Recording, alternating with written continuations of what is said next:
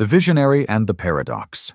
Thomas Jefferson, 1743 to 1826.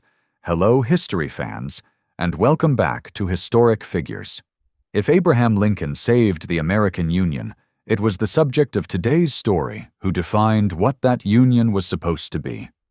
We are diving deep into the life of Thomas Jefferson, founding father, architect, polymath, and the principal author of the most consequential sentence in American history.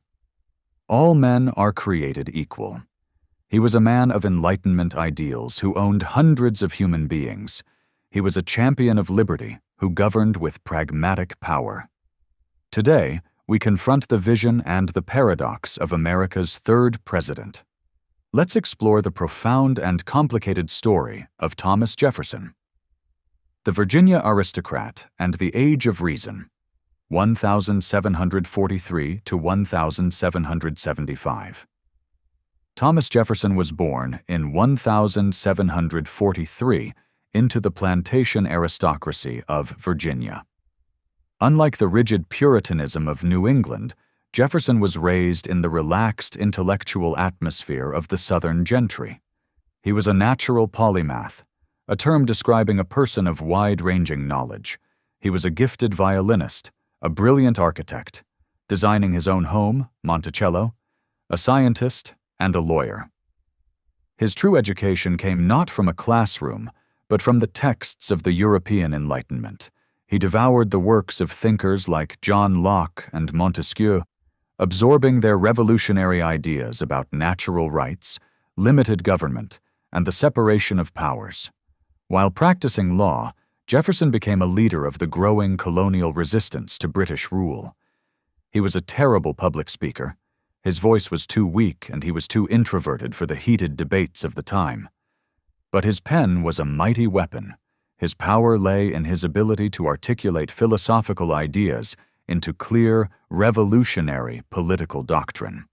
The pen that defined a nation. 1776. In the spring of 1776, as the colonies prepared to declare independence, the task of drafting the official document fell primarily to the 33-year-old Thomas Jefferson. He was chosen precisely because of his writing brilliance. Holed up in a Philadelphia rental room, Jefferson did not invent a new idea. He synthesized the greatest political thoughts of his era. The result, the Declaration of Independence, was more than a formal break with King George III. It was a universal mission statement for humanity. He famously transformed John Locke's life, liberty, and property into the immortal triumvirate: life, liberty, and the pursuit of happiness.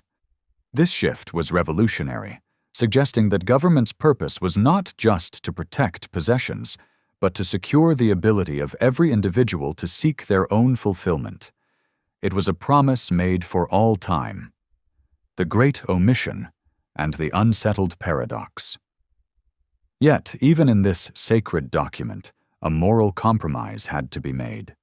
Jefferson had included a scathing clause directly blaming King George III for introducing and maintaining the slave trade in the colonies. It was one of the Declaration's most powerful passages, but the clause was immediately rejected by delegates from the southern colonies and even some northern ones who profited from shipping. They simply would not permit the nation's founding document to condemn the very system their economy was built upon. Jefferson, who needed unanimous support for independence, reluctantly conceded the clause was struck. This moment established the deep, unsettling paradox at the heart of the American project. The nation was founded on the ideal of equality by men who practiced the institution of slavery. It was a contradiction that Jefferson himself never fully resolved. Governor, ambassador, and champion of religious freedom, 1776 to 1790. After the Declaration, Jefferson returned to Virginia politics. As governor during the Revolutionary War, he was an effective but often criticized administrator. His time as governor ended awkwardly when he fled Richmond during a British invasion. His great triumph during this period, however, was philosophical. The Virginia Statute for Religious Freedom, 1786. Jefferson successfully championed the separation of church and state, declaring that government had no authority over citizens' religious opinions. This statute became the philosophical blueprint for the First Amendment of the U.S. Constitution. Following the war, Jefferson served as America's minister to France, where he observed the early, exhilarating stages of the French Revolution. He loved Paris, its architecture, and its intellectual freedom, returning home with a profound commitment to agrarianism, the idea that a republic thrives best when its citizens are independent farmers, not city dwellers or industrialists. The great political rivalry. Jefferson versus Hamilton. When he returned, President George Washington appointed him the nation's first Secretary of State. This placed him in direct conflict with Secretary of the Treasury, Alexander Hamilton. The two men represented opposing visions for America's future. Hamilton, Federalist, favored a strong central government, a national bank, industry, and commerce, primarily supported by merchants and bankers. Jefferson, Democratic Republican, advocated for states' rights, limited federal power, and an agrarian economy, primarily supported by farmers and common citizens. Their rivalry was foundational. It was intense, personal, and defined the politics of the 1790s, ultimately leading to the formation of America's first true political parties. Jefferson viewed Hamilton's policies as a terrifying return to monarchy and aristocratic privilege. The Revolution of 1800 and the Pragmatic Presidency, 1801 to 1809. The election of 1800, which saw Jefferson defeat incumbent John Adams, was so tumultuous that Jefferson referred to it as the Revolution of 1800.